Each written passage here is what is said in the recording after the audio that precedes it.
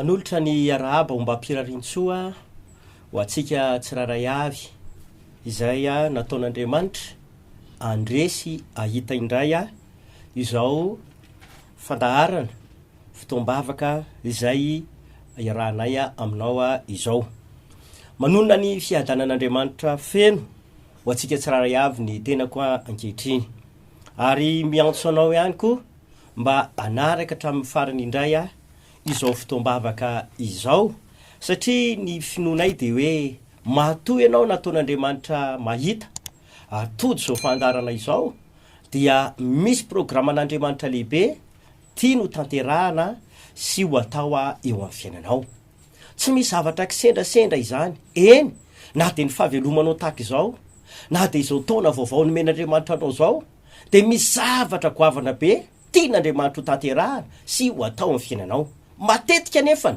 rehefa anao zavatra anankiray amin'ny fiainan'ny olona Andriamanitra rehefa natanteraka zavatra anankiray eo amin'ny ankonana anankiray Andriamanitra rehefa amonjy firenena anankiray Andriamanitra de teny foana aloha nomen'Andriamanitra voalohany izay indrindra no antony anitanako sy anasako atsika tsiraray avy mba anaraka hatramin'ny farany izao fotoana irahantsika izao koa mialohan'ny zavatra rehetra nefa dia andehantsika aloha hivavaka isaotra an'Andriamanitra ary ametraka ity fotoana ity mba eo ampelantanan'ny fanamasina eo ambany fitarihan'ny fanamasina ary izy Andriamanitra mihitsiny no hiasa ao anatin'ny fotoana rehetra irahantsika izany hivavaka ary sika tompoko ry tompo Andriamanitra raha avy indrindra le ray mahefa ny zavatra rehetra ianao le Andriamanitra izy atrizay ary mandrakizay eny Andriamanitra ny fotoana rehetra ny andro rehetra de avy aminao avokoa izany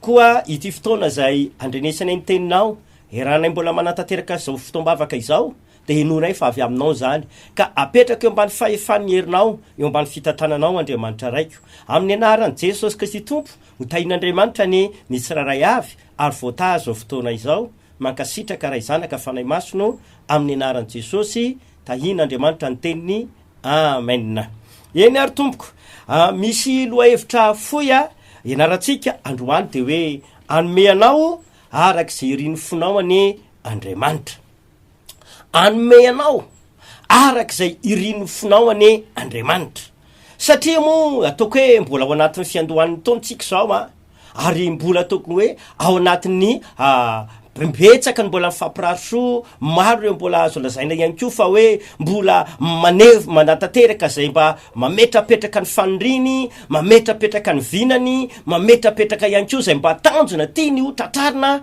amin'ny fiandohan'ny taona ataka izao izay indrindra no antony mba andeha ianarantsika izao lohahevitra izao eo anatrehan'Andriamanitra koa andeha ary hojerevantsika ny soratra masina ao anatin'ny baiboly dia ovakitsika amin'ny anaran'i Jesosy ny salamo 2:4 salamo 2:4 dia 2:4 zao no vaky ny tenin'Andriamanitra amin'ny anaran'i Jesosy anome anao araky ny fonao ane izy ary atanteraka ny fisainanao rehetra averiko amin'ny anaran'i Jesosy lay tenin'Andriamanitra no vakitsika anome anao araky ny fonao ane Andriamanitra ary atanteraka ny fisainanao rehetra ne izy mazava be mihitsy ty tenin'Andriamanitra ity satria ity salamo 2 ty de araky voalaza hoe vavaka nataony Davida raha andeha hiatrikady izy zany hoe raha andeha hanafika Davida raha andeha hiatrikady Davida de nisy vavaka nataony ty lela mpanjaka zay azo lazaina fa tena nomban'Andriamanitra ity fa naninona moa izy nanao zany vavaka izany araky ny teny hoe satria andeha hiady izy niatrikady izy nisy ady tsy maintsy ndeha ho atrehany de tsy niankina tamin'ny fahaizany miady izy tsy niankina tamin'ny expérience nananana izy tsy niankina tamin'ny miaramila teo ambany fifehezana izy tsy niankina izy hoe zay efa nandresy firenena be dehibe maro ny ady natrehako tamin'izany fotoana fa nandresy foana ako tsara le izy kanefany rehefa andeha hiady Davida de voalazany ty salamo 2 ty fa nivavaka teo anatrehan'Andriamanitra nanao vavaka teo anatrehan'Andriamanitra Davida ary zany vavaka nataony zany de nentiny naneo nitondra ny faniriny teo anatren'Andriamanitra hoe anome anao araka le fonao anie Andriamanitra.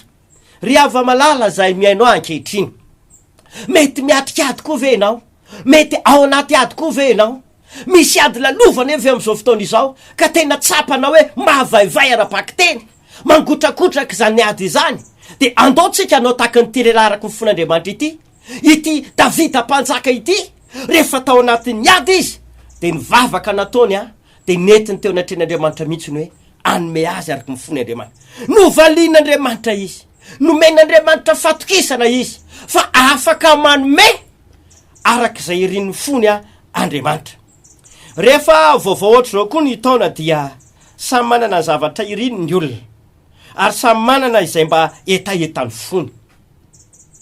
Lalam-piaina zany, tranga misy izany, ary matetika tena ataon'ny olona zany mba mitondra zay iriny izy, mitondra zay etaetany eo anatren'Andriamanitra izy.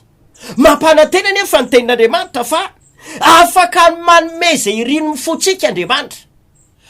Miteny amintsika Andriamanitra androany fa afaka manome mantanteraka zay rehetrarehetra ilaitsika sy iritsika Andriamanitra.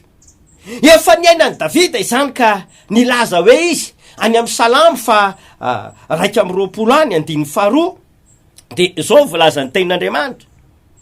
Salamo fa 120 ny rin'ny fony dia nomeny azy, ary zay nangatahany molony dia araka volasotra zay nangatahany molony tsy mba no lavinao. Averiko ny rin'ny fony de nomenao azy, ary nangatahany molony tsy mba no lavinao.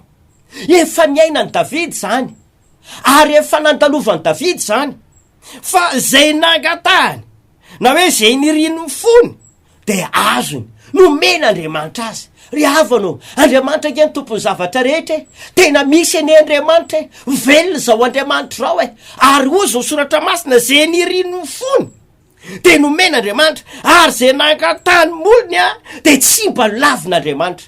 Miantso anao androany, ino fa misy zao Andriamanitra zao, velona zao Andriamanitra zao, ary Andriamanitra azo ankinana sy anteherana zao Andriamanitra zao, satria miankina am'izay ihany no ahafahan'Andriamanitra manome matanteraka izay rehetrarehetra iriny fonao. Ohatra am'izany zao etiko anoanana izany fampianarana zany any amin'ny marika 10 any. Tantara diso fatatsika loatra ngamba ty filazantsara ny marika 10 ty, satria mitantara ny zavatra niainan'ny lehilahy anankiray atao hoe Bartimeo jamba. Ity lehilahy ty de niaina tao anatin'ny fahajambana mataonany maro, niaina tao anatina famatorany ny aretina mataonany maro, niaina tao anatin'ny ajaly mataonany maro, niaina tao anatin'ny fianteherana sy fiankinana aman'olona tao anatin'ny taona maro, satria mba naniry omen'ny olona fiantrany izy, naniry mba omen'ny olona fanampiana izy, naniry any koa mba omen'ny olona zay mba zavatra mba tokony ananany izy. Tao anatin'ny taona maro no niaina zany Bartimeo. Tao anatin'ny taona maro de niankina taman'olona foana Bartimeo. Fa tao anatin'ny fotoana anankiray de nandreny am' Jesosy izy, nanomboka ny antsoantso ny olona, nitabataba ny olona, de ozy ny tenin'ny Bartimeo fa misy inona kay no mitabataba ohatr'izany ny olona. De zao ny tenin'ny olona hoe mandalo eto amin'ny toerana misy atsika eto a Jeriko Jesosy.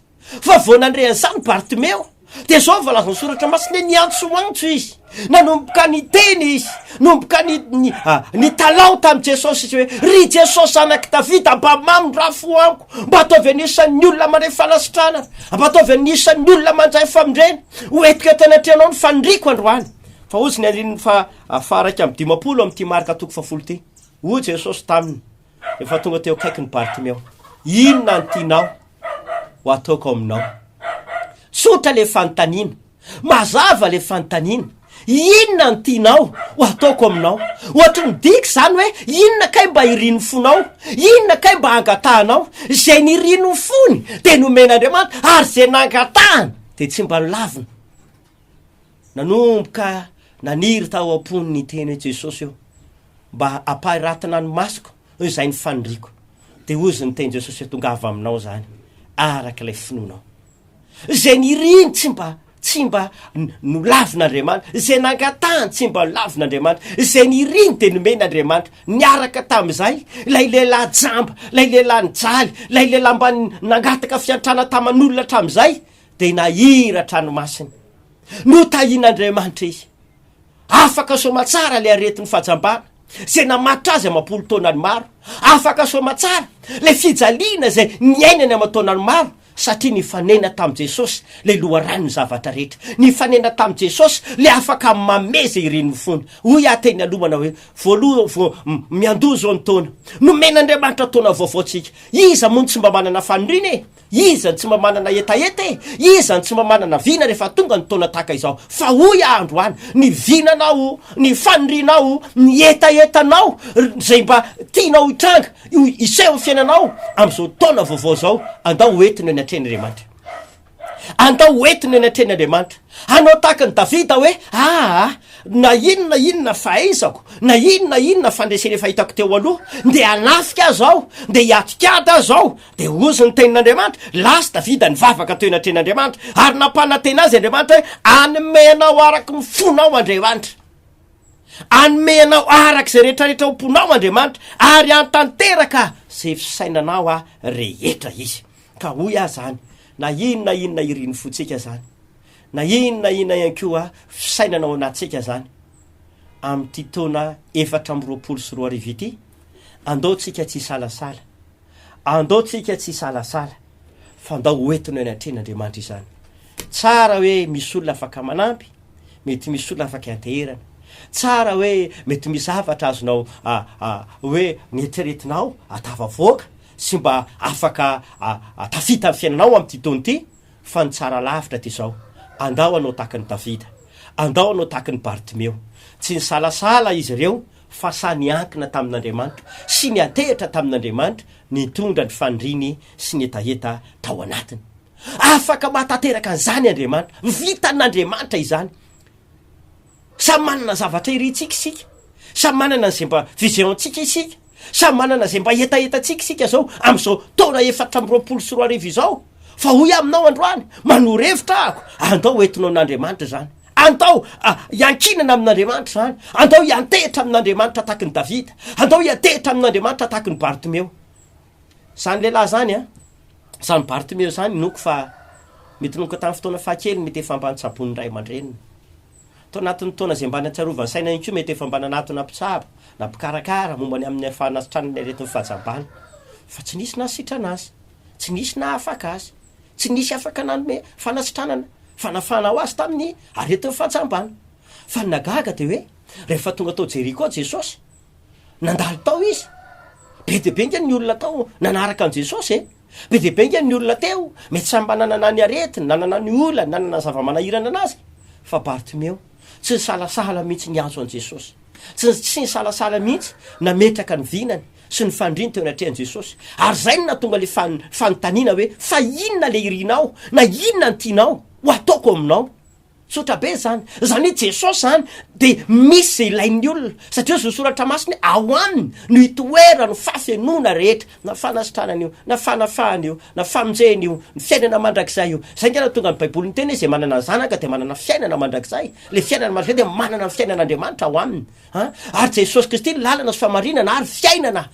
Raha hitady fiainana ianao, maniry fiainana ianao, aza misalasala, andao anatin'an Jesosy. Hoeto am Jesosy zany androany, na inona fa afaka ho taon'Andriamanitra zany hoe zay niriny fony de nomen'Andriamanitra azy. Zay irinao ankoa zany de anome anao araka zay iriny fonao any Andriamanitra. Atanteraka ny fisainanao rehetra ndre izy, na inona io na inona. Fantanina mipetraka ary faharoa de hoe ahoana ary nefany no antanteraka ny iriny fo sy zay mba hoe vina ao anatin'ny saitsika am'ty taona vaovao ity. Ahoana nao tanteraka an'izany, ahoana ny ampisy izany, ahoana ny tonga an'izany hitranga. Satria raha mijery ny zava-misy ankehitriny isika, raha mijery zavatra mitranga am'izao vanim-potoana misy atsika, tsy eto am'ty firenetsika ty ihany, fa manerana zao tontolo zao de misy ny ady, misy ny fitombony vidim-piainana, misy ireo tranga maro samihafa. Ary ohatrany hoe raha mandinika ny ity Baiboly ity isika de tanteraka ary sika efa mitranga avokoa reo zavatra rehetrarehetra tena nampitondrain' Jesosy a melohan'ny aviany efa me tafiditra ao anaty fahoriana lalina zao tontolo zao, tafiditra ao anaty zava-manahirana tsy takatry ny saina tsy hovaova tena maha-olombelona ntsony zao tontolo zao. De nefa ny ianao hoe ahoana raha zao zava-misy zao tranga eto am'izao tontolo zao, raha zao fari-piainana zao de ho tanteraka amiko ve zay zavatra mba iriko sa mba atao hoetiko any aloha na alefako any aloha na hitranga na tsy hitranga. Ndraindray ohatra zany ny zavatra tonga anatin'ny sain'ny olona ndraindray ohatra zany zavatra miseho am-pon'ny olona satria raha mijery le zavatra mitranga ao fiainana izy de mijery ny fiarahamoniny mijery ny fiainana de ohatra ny sarotra angambany fa eo indrindra nipetraka le fanontaniana hoe ahoana no atanteraka izay faniritsika le hoe iriny fotsika zay mba hoe vina ao anatin'ny saitsika am'ty taona vaovao ity. Voalohany ataovy ambony soloa larana tsany Andriamanitra eo amin'ny fiaina averiko ataovy ambony noho ny zavatra rehetra ary ataovy tena loha larana trany Andriamanitra eo amin'ny fiainana. Mazava ny tenin'Andriamanitra ny ao amin'ny salamo fafito amby telopolo any any am'andiny faefatra de zao valazotra masina hoe miravoravo am' Jehova de omeny anao izay rehetrarehetra irino ny fonao. Salamo fito amby telopolo andiny ny faefatra, miravoravo am' Jehova ozy de omeny anao izay irino ny fonao. Mazava be zany atony tenin'Andriamanitra hoe le zavatra mila ataotsika voaloha mba hatanteraka izay irino fotsika am'ty taona ty, mba ampisy ny zavatra rehetrarehetra zay iritsika am'ty taona ty de manoro ny tenin'Andriamanitra hoe ataovy ambony lavitra sy loha laharana noho izay zavatra iritsika aloha Andriamanitra. Na inona iritsika, na inona vinatsika, na inona tiatsika ho azo etaeta ao anatsika ao aloha de andao aloha Andriamanitra nataotsika ambony lavitra, andao aloha Andriamanitra nataotsika loha larana ary manoro atsika to mpanao salamo miravoravo aloha amin'Andriamanitra na hoe terao aloha Andriamanitra ataovy ambony no zavatra rehetrarehetra aloha Andriamanitra de omena Andriamanitra na hoe ho tanterahana amitsika izay rehetrarehetra irino ny fotsika. Na inona fandrinao, na inona vinao anatinao, na inona etaetanao, voalohany aloha ataovy ambony lavitra Andriamanitra, ataovy loha larana aloha Andriamanitra. Aoka izy noho ny loha larana eo fiainanao noho izay zavatra irinao am'ty taona ity. Miravoravo aminy de omeno izy, omeny anao izay rehetra irino ny fonao na inona io na inona. Tak zany nentiny Bartimeo nomokany niankohaka tamin'i Jesosy izy, nanao fiankofana lehibe izy. Ry Jesosy zanaky Davida, ry Jesosy zanak'Andriamanitra avo, tena noderainy aloha Jesosy, nasandrany aloha Jesosy, nampangininy olona izy, sakanany olona izy. Ianao aza mitabataba, aza miantsoantso ao, fa vao mainka nasandra an' Jesosy, nomeny teny fanandratany Jesosy, nataony ambony no zavatra rehetra izy. Rehefa eny Jesosy amin'ny fanandratana, fanomezam-boninahitra anazy izany, tonga de io Jesosy atsovy io, antsovy olona manandratra anay io, atsovy olona tena hoe manome voninahitra anay io. Inona am'izay ny irinao, inona ny tianao satria efa nanandratra teo alohan'ny olona rehetrarehetra ianao. Noho izany am'ty fiandohan'ny taona ity koa miantso atsika rehetra ako andao tsika ametraka an'Andriamanitra ho loha laharana sy ho ambony indrindra aloha noho ny zavatra rehetrarehetra iritsika sy ilaitsika izany. Faharoa manarakaraka izay, mila olona tena matahotra azy Andriamanitra, mila olona tena matahotra azy Andriamanitra. Salamo 5:100 any andiny 7:10 de miteny manao hoe anefa nirino zay matahotra azy Andriamanitra ka iaino ny fitarainany.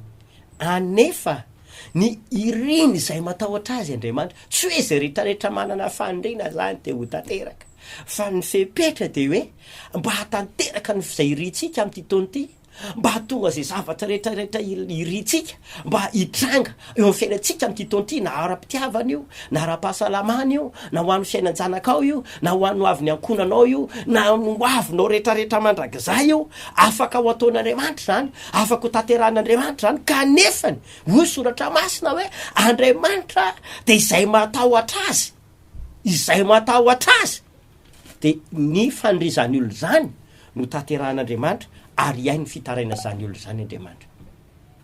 Dao aseho atsika fa olona matahotra an'Andriamanitra isika, satria ny fatahorana an'Andriamanitra ny voalohana fahendrena. Raha misy olona milaza fahendry de andaotsika atahotra an'Andriamanitra. Taka an Jobe, lehilahy natahotra an'Andriamanitra zany lehilahy zany, sady ny fady ny ratsy. Aseho fa olona matahotra an'Andriamanitra ianao, raha misy olona matahotra an'Andriamanitra tokony fadiny ratsy izy, hiala ny fahotana izy, hiala ny fanao zao tontolo zao izy. Raha matahotra an'Andriamanitra ianao de le tahotra an'Andriamanitra tia ny baiboly teneny tsy le mangovotra, ohatra raha misy olona atahoranao de mangovotra anao vao maheno ny feoany.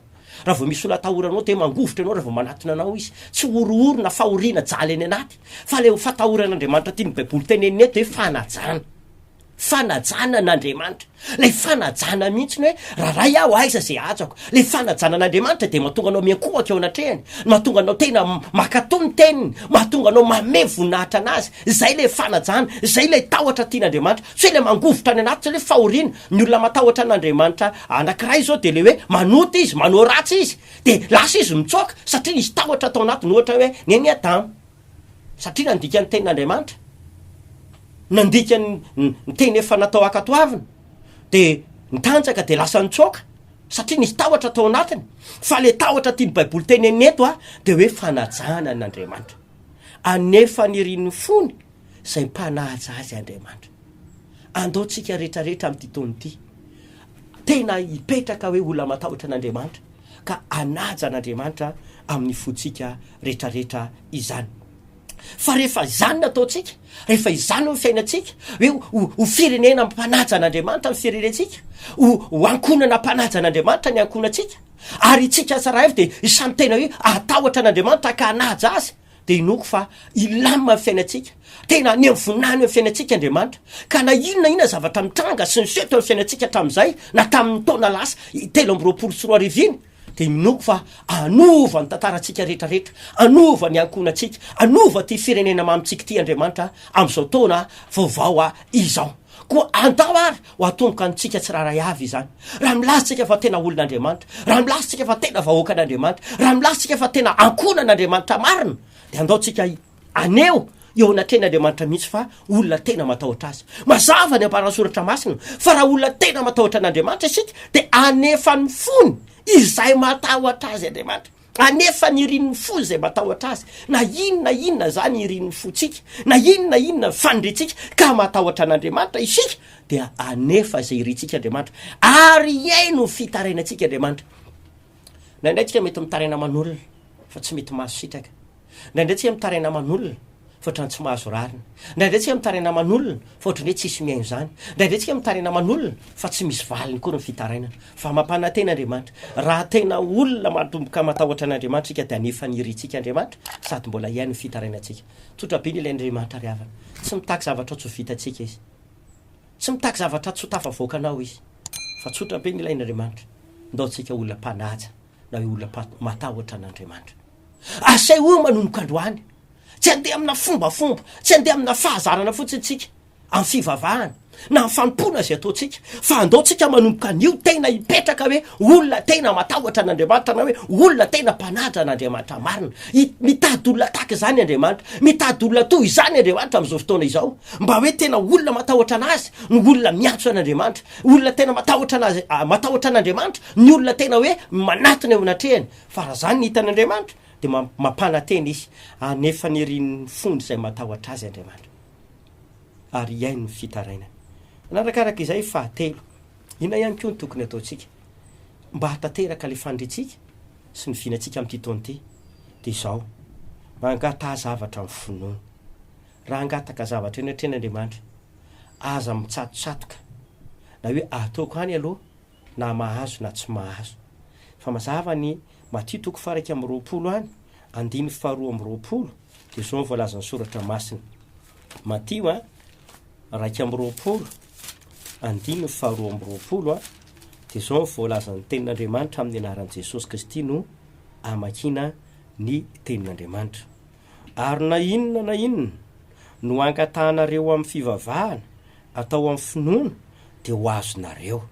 Na inona mazava be mihitsy ny soratra masina, na inona angatahana amin'ny fivavahana ka atao amin'ny finoana de ho azosika le Jesosy ny tenin'i Jesosy. Na inona zany hoe raha andeha angataka zavatra eny an-tren'Andriamanitra isika, raha maniry zavatra eny an-tren'Andriamanitra isika, ary na inona faniriana mba tiatsika ho azo amin'ity taona ity, de ozy ny soratra masina, raha angataka isika amin'ny alalan'ny fivavahana ka ataotsika finoana le izy, de mampanantena Andriamanitra fa ho azotsika izany.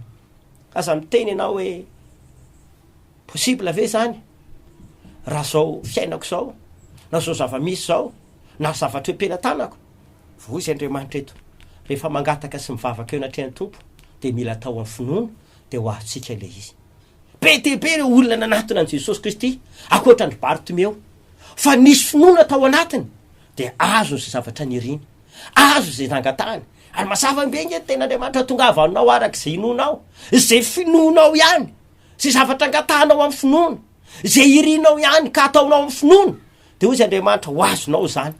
Aza misalasala ianao, aza mirorosaina ianao, aza mibeady hevitra anao hoe de tena marina ve zany, de tena misy ve zany, ry havanao efa iny be de nahitako olona aretiny io na olana io na famatorana io teo amin'ny fiainany zay fa nataony daholo ty fomba rehetra ialany tamin'ny fiainana ratsy. Fa zao ny teneniko taminy, raha mino anao fa vitan'Andriamanitra zany, raha mino anao fa Andriamanitra manana hery fahefana atateraka an'izany, mora amin'Andriamanitra manao izany hoe fiainanao. Fa mila manana finoana miova ny fiainany, afaka izy, afaka tamin'ny famatorana fahazaran-jatry, afaka tamin'ny famatorana ny aretina sy ny olana, afaka tamin'ny famatorana ny keja rehetrarehetra. De izany zavatra izany mbola tsy miova fa raha nataony tamin'ny taona lasa, nataony hatramin'izay amin'ny taona 424 ity de mbola vitan'Andriamanitra izany, mbola ain'Andriamanitra izany. Koa andaotsika raha angataka eo natren'Andriamanitra ka hivavaka, andao atao amin'ny finoana le faniriana, andao ataotsika amin'ny finoana zany. De mampatena amin'ny Baiboly fa ho azotsika le izy, ho azo men'Andriamanitra. Fa efatra manarakaraka izay rehefa mangataka zavatra de zao mifitenen'ny Baiboly efa namen'Andriamanitra teo mba efaefan'ny anaran'i Jesosy daholo ny zavatra rehetrarehetra. Zany hoe avy amin'ny anaran'i Jesosy daholo ny azahoana ny zavatra rehetrarehetra. Ka ity faefatra ity de izao, raha misy zavatra irentsika, etaetaom-potsika, fangatahantsika de mangataha zavatra amin'ny anaran'i Jesosy. Ozy ny tenin'Andriamanitra amin'ny Jaona 9:7-20, Jaona 9:7-20 de vakiko soa izao ny tenin'Andriamanitra amin'ny anaran'i Jesosy Kristy. Jaona 9:7-20. Ary amin'izany andro zany dia tsy anontany na inona ianareo, na zay ko aminareo marina de marina tokoa, fa na inona angatahinareo amin'ny ray de omeny anareo amin'ny anarako izany. Na inona angatahantsika any amin'Andriamanitra ray de omen'Andriamanitra ray amin'ny anaran'i Jesosy. Averiko le tapany farany de milaza manao hoe de omeny anareo amin'ny anarako izany. Amin'ny anaran'i Jesosy de misy fanasitranana, amin'ny anaran'i Jesosy de misy fanafahana, amin'ny anaran'i Jesosy de misy vahaolana, ary amin'ny anaran'i Jesosy de misy famonjena, amin'ny anaran'i Jesosy de misy zay rehetrarehetra ilayntsika. Ka ozy ny tenin'ny Jaona sy ripetera any amin'ny asan'ny apôstôly 4 de milaza mihitsy hoe ary tsy misy famonjena amin'ny hafa, ary tsy misy anarana hafa ety ambanin'ny lanitra azahoantsika famonjena. Ny anaran'i Jesosy Kristy de anarana mahery, ary zay natonga lay malemy tongotry de mba vazony tsara endrika hoe ozy ripetera tsy manana inona omenanao zay, tsy manana vola fotsy zay, tsy manana vola mena zay, tsy manana volo zay, fa zay anananay aloha menay anao voalohany amin'ny anaran'i Jesosy Kristy avy Nazareta mitsangatsangana.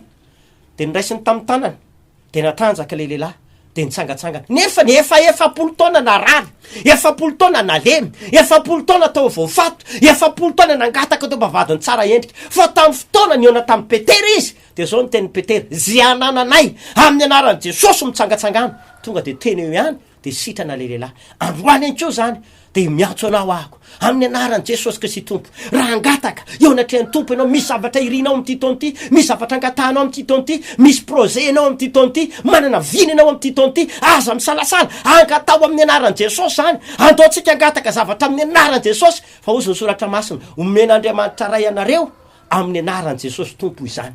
Ry havany faranako ny tenin'Andriamanitra mirary ianao tena hitan'ny fahasoavan'Andriamanitra sy ny fitahiana enao ahita voninahitr'Andriamanitra sy ny herin'ny fahasoavana ianao amin'ny taona 420 sy 10 ty ho afaka neny aretinao ho afaka neny famatoran'ny fahotana amin'ny fiainanao ho afaka ne zay rehetrarehetra olana amin'ny ankonanao ho afaka ne fanangejan'ny devolina ny fiainany zanakanao ho afaka ne ty firenena mamitsika ity ka dia tahian'Andriamanitra indrindra tomboka izany mirary fiadanana ho anao tsiraray avy ny tenako ny filazana ho arosoko atsika de ity izay fiangonana RHEFI Androndrakely de tena resy lahatra fa manafaka Jesosy satria zay fanafahana nataony fahiny de mbola ataony mandrakandroany koa manasanao zahay aza misalasala voalohany manatona ny fotoam-bavaka ataonay isaky ny andavanandro Talata sy Alakamisy samy amin'ny 12 ora reo fotoandreo de misy tenin'Andriamanitra misy fanafahana goavana ho ataon'Andriamanitra amin'ny fiainanao satria izy délivrance angeza be ho ataonay faharoa manarakaraka izay ihany koa ny Alahady amin'ny 9 amin'ny 10 amin'ny 12 amin'ny 2 de misy ny fotoam-bavaka ataon'ny fiangonana RHEFI Androndrakely ary tongavy ianao fa misy fahasoavana ny man'Andriamanitra ao anao ary raha ohatra moa ianao teo aminay manokana takandreo olona maro zay fananatona anay nangataka fanafahana fanasitrana vahaolana nangataka fampahirezana de aza misalasala misy laharataribia io afahantsika mifandray aza misalasala ianao manatona anay miantsoa anay fa vonona mandrakarivo zay mba hivavaka ho anao de mirary fiatanan'Andriamanitra fiaino ho atsika tsiraray avy izay fiangonana RHEFI Androndrakely tahian'Andriamanitra indrindra tompo mirary fiatanana